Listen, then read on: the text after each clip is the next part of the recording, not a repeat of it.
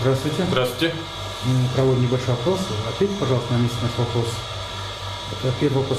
Какие улучшения в области противодействия коррупции произошли, как считаете? Ну, в рамках антикоррупционной работы у нас в государстве ведется хорошая работа. Есть много инструментов для того, чтобы предприниматели могли этим воспользоваться. Один из инструментов – это Совет по защите прав предпринимателей.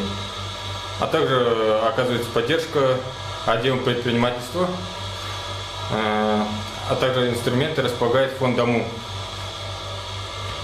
Нельзя нам идти на поводу коррупции. Правосознание наше должно воспринимать коррупцию как момент, мешающий развитию государства. Отделом предпринимательства Терекинского района ведется на постоянной основе разъяснительные работы по противодействию коррупции и снятию административных барьеров. Фонд ИП Досаев.